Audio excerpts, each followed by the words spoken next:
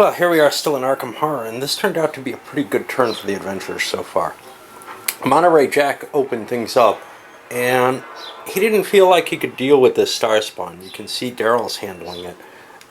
So he ran to the science building, grabbed himself a couple clues. He's going to have an adventure there, or an encounter. That's a nice sound. I don't want to put my air conditioning on. It's only getting to about 100 today. Kate ran over into the woods and succeeded in evading this Chthonian. Vincent is moving through the Dreamlands. He'll get an encounter there as well. And Daryl went to deal with the star spawn, taking a real risk here. Only a 2 sneak value. -1 gave him 1 die total, but he has his stealth thing.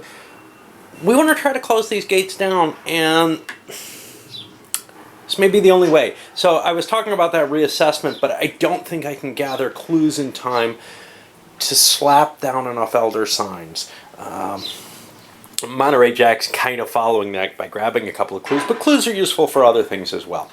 So let's see what our encounters have. Kate's going to get sucked through to the Abyss. That doesn't sound like a good place to be. Vincent, we don't do yet. Daryl ends up back in the Dreamlands. Now that didn't work too well. Now why did he go there? Wow. That's an error because Vincent's already there. He wanted to get here. Oops. Alright, well that's what happens when I take these pauses, huh? See, he couldn't have evaded this cultist. And I kind of want to do differently with him because he's going to get lost in time and space unless Vincent holds that gate open for him, in which case he has to actually finish off that star spawn, which he might not be the best at doing. So this is a pretty doomed result to have followed that. What if I cheat here? And it really is cheating, but because I'm not paying attention, because there's not multiple players to say, I don't go there. I am gonna kind of step in and do this. So let's see what he would have done. He'd need 1, 2, 3, 4 movement. He could do that, and he can probably deal with this cultist in combat. So we're gonna cheat him up there, and instead he dumped his will by 2 at the beginning of the turn. Instead he's gonna up his fight. So instead of doing what I did, 1, 2, 3, 4. Does he have a motorcycle? Yeah, he didn't even have to up his speed. Oh, but yeah, I don't know what I did. I think he's okay there. We'll just leave him there. So he's not going to be able to sneak past this, but he is going to be able to fight it. He has to make a horror check, though, and his will is not very good. And that's the disadvantage here. He only gets 1 die for that. Okay, so he's going to lose his sanity. It's only a cultist. It's not going to be that bothersome there. And he does have to fight it at the end of his turn, which is, again. So he's got 5 dice, plus 1 for the bullwhip, which will give him 6 dice, and another one because cultists are just, human. They'd have no advantage here for the worshippers. It's only maniacs. So he gets the hit that's necessary and he kills the cultist. And sounds like you could get arrested for that. Anyway, now we're on his encounter phase, and he gets to find this out, and he goes to the City of the Great Race instead. Okay. Yes, I jumped in and did some stuff that I probably shouldn't there. So now we have to deal. We haven't dealt with Monterey Jack's event in here, though, and actually we should have handled him first. He's in the science building. He can't take its special action, but I can reshuffle some things and draw for Miskatonic U. Okay, so Jack ended up finding a janitor who is willing to sell him unique items. Now, I, again, may have kind of cheated. I didn't read the Pharaoh's thing, but it seems to me his special ability is when he draws from the unique item deck, he gets an extra card and then discards one of them. Well, it seemed to me that would apply to these exhibit items as well. So I allowed him to have that same benefit there. I'm not sure if in the rules it specifies that. I didn't want to look it up. Just, you know, fitting the milieu correctly, right? But what he ended up picking up, he actually got two kind of crappy cards, but one is useful. It's the Parchment of the Elder Sign. It basically allows you, when you close a gate normally, to make to discard this and seal it as if it was with an Elder Sign. No loss of sanity or stamina. That's very cool. So it's kind of a neat little item, which I'm sure he'll get a chance to use, I hope. Other people, well, Kate found an opportunity to find a common item. She didn't have enough luck to even really make the roll. Vincent, so now this is kind of interesting.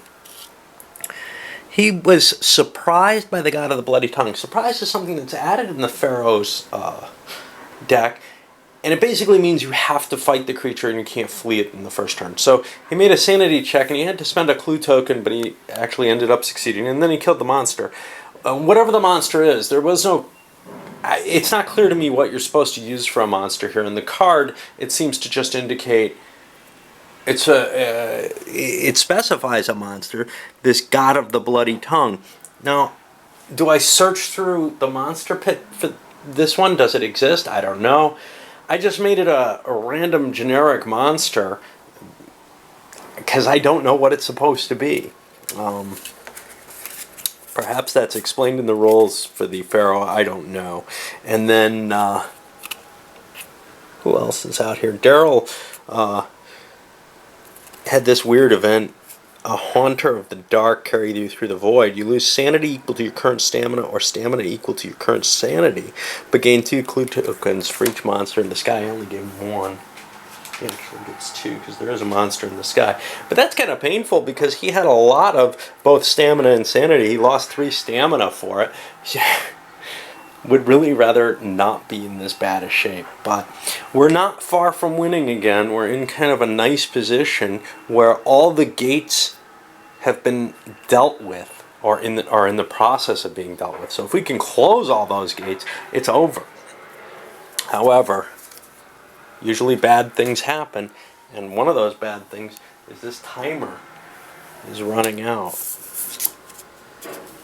Dark wind covers Arkham. The unvisited isle. Well, there's already a gate there, so we're going to see 3 new monsters, and I think some of them are going to go into the outskirts. I got to make a quick count there.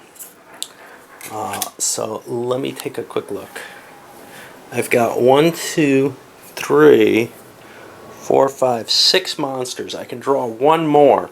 We've got to decide where that's going to go. What's sort of the safest place for it? Who can deal the best with monsters? Daryl's not bad with monsters, and the City of the Great Race doesn't have one, so we'll give him a monster there. But the other 2 are going to go, and he's got an Elder Thing, which doesn't sound pleasant. A lot of sanity loss. When you fail a combat check, you must discard a weapon or spell if able. Okay, well that's not too terrible. But we get 2 more that are going to go out here in the outskirts. It doesn't really matter too much what they are because they're going to get swept up because the terror track's not high enough to potentially put them back in the world. However, with 4 players, there can only be 4 monsters in the outskirts before that gets swept up. So that becomes more of a risky thing to have monsters there than it is in, say, the 2-player game. And the more players you have, the more the terror is going to increase just because monsters show up there. Of course, you can have more monsters on the board, but, you know, to tell you the truth, that's not very pleasant either. 1, 2, 3, 4, 5, 6, 7, yeah. Okay, so... 1, 2, 3, 4, 5, 6. Yeah. So I guess we've got to take care of the rest of this event. what do we got here? We've got a triangle, but those don't move. Another one of them. A crescent isn't going to move. No one's on the streets, so that doesn't swoop down and attack. So let's take a look. This is an environmental card. Now, did I lose my environmental card? I wonder what happened to the last one. It seems to be missing. Inky clouds blow from the east, bringing with them sickness and fear. The terror level increases by 1. Alright, that's not good, not too bad, but this one, the general store, is going to close. The maximum stamina of all investigators in Arkham is reduced by 1. That's the maximum. That means if they're already at that maximum, they've got a problem, and that would be Kate if she was in Arkham, but she's not. Only Monterey Jack's in Arkham. His maximum goes down to a 6, so he's okay right now, as long as that stays there. And a clue is going to appear at the witch house. I'll put that there, but I've got to worry about the... First of all, I've got to find the witch house. There it is. I've got to worry about this sucker. What's going to happen once there's 5? There's going to be 2 Mythos cards. That's terrible. Does anybody have a bunch of spells? She has 2. If she could get another one, she would do it. He has 2. So both of them are kind of interested in picking up a spell. You can get this at the magic shop. So that's becoming kind of an imperative at this point, I guess. I ran through this one in a lot of time. So I'm going to just load it up because it's kind of painful.